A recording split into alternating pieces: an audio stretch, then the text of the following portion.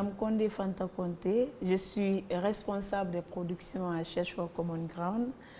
Je suis à Cherche depuis pratiquement 6 ans. Le travail que je fais à Cherche for Common Ground au quotidien influence beaucoup sur ma perception par rapport aux droits des femmes. Parce que vous savez, Cherche for Common Ground est une organisation qui œuvre dans le cadre de la prévention et la gestion pacifique des conflits.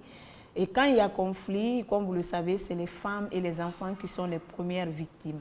Donc, œuvrer pour la préservation de la paix, la quiétude sociale, je pense que c'est un tout petit peu œuvrer pour la protection des droits de ces femmes et de ces enfants qui sont, comme je l'ai dit, les premières victimes en cas de conflit. Donc, dans toutes nos activités, nous faisons en sorte que les femmes soient là, qu'elles puissent donner leur point de vue, qu'elles puissent participer, parce que nous, on s'est dit que les femmes vraiment sont incontournables dans le cadre de la préservation, de la gestion des conflits. Donc, on fait en sorte que les femmes puissent donner leur point de vue, que leur voix compte, que ce soit dans le cadre de la préservation de la paix et la gouvernance, mais aussi dans la gestion et la résolution pacifique des conflits. Donc, c'est ce que nous faisons. Et comme je l'ai dit, ça influence beaucoup plus ma perception sur les droits des femmes concernant le travail que je fais à Cherche for Common Ground. Je pense que la lutte pour l'émancipation de la femme ne doit pas être une lutte spécifiquement réservée aux femmes intellectuelles, parce qu'aujourd'hui, les femmes guinéennes ont prouvé qu'elles sont braves. Si vous constatez aujourd'hui, les femmes sont présentes dans tous les secteurs de la vie socio-économique de la Guinée. Elles participent au développement du pays. Donc, ça veut dire que les femmes, qu'elles soient intellectuelles ou pas, elles ont leur mot à dire, elles l'ont prouvé, elles continuent d'ailleurs à le prouver.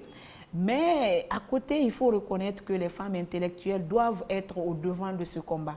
Parce que quand on a eu la chance d'aller à l'école, de faire de grandes études, on voit le monde autrement. On a la chance de voir d'autres réalités, de comprendre les choses, parce que nous sommes dans un pays dominé par les coutumes et traditions, et ça influence beaucoup plus le comportement des hommes vis-à-vis des femmes. On ne peut pas parler de paix sans les femmes. Comme on aime le dire, la femme, c'est le baromètre de la société. La femme, à travers le mariage, contribue beaucoup plus au renforcement des liens sociaux. Et je pense que si on implique les femmes, elles peuvent apporter beaucoup plus. Parler de paix sans les femmes, je pense qu'on peut ne pas réussir notre mission. Parce que les femmes sont vraiment au centre de tout. C'est les mères, c'est les sœurs, c'est les mamans. Vous voyez, donc, quand la femme parle, tout le monde écoute.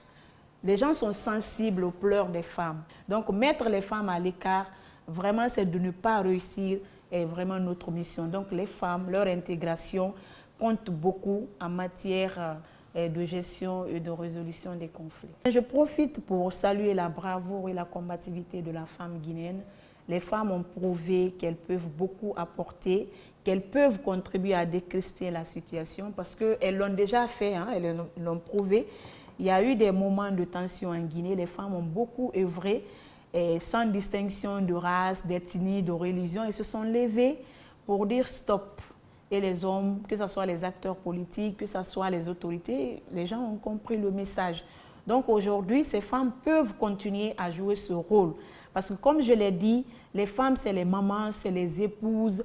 Donc quand on dit il y a manifestation, ce sont nos maris, ce sont nos frères, ce sont nos enfants qui sont tués. Donc les femmes ont intérêt à ce qu'il y ait la paix. Quand on parle d'égalité, les hommes se disent mais on ne peut pas parler d'égalité entre hommes et femmes. Mais l'égalité que nous demandons, que nous réclamons, c'est l'égalité de chance, notamment au niveau de la clé de répartition des postes de responsabilité. On peut pas, la femme, on sait, nous sommes tous conscients que la femme n'est pas l'égale de l'homme, mais on veut avoir les mêmes chances, on veut avoir les mêmes droits, c'est ce que nous réclamons. Et je pense que ça, quand même, c'est notre droit, c'est un droit fondamental. Et les hommes, ce que les hommes peuvent faire, les femmes peuvent le faire. Nous avons été dans les mêmes écoles, nous avons fait les mêmes études. Pourquoi ne pas avoir les mêmes chances? On ne peut pas me dire qu'un homme peut être Premier ministre et qu'une femme ne peut. D'ailleurs, la femme gère mieux que l'homme. Donc moi, je pense que c'est aux femmes de prendre leur destin en main. Les hommes ne vont pas nous offrir nos droits sur un plateau. Il faut qu'on se lève, qu'on se batte pour arracher. Parfois, quand tu n'as pas tes droits, il faut te lever, te battre pour arracher. Et donc, moi, c'est le conseil là que je peux donner à mes sœurs, de ne pas rester en arrière, de se dire que les droits que nous voulons là, les hommes ne vont jamais nous les accorder. Moi, je me dis, pourquoi jusqu'à présent, on n'a pas une femme présidente de la République en Guinée? Parce que comme je l'ai dit, il y a des femmes capables dans ce pays. Il y a des femmes qui peuvent faire la différence. Moi, je suis consciente et convaincue que la femme gère mieux que l'homme. Parce que l'homme, quand il a l'argent, il pense à prendre une seconde épouse, aller gaspiller. Alors que la femme, quand elle a l'argent, elle a les moyens, elle pense à sa famille. Donc je me dis que si on donne la gestion du pays à une femme, elle pourra mieux gérer que l'homme. Donc il faut que les Guinéens soient conscients de cela, qu'on puisse porter confiance aux femmes en les confiant des postes de responsabilité.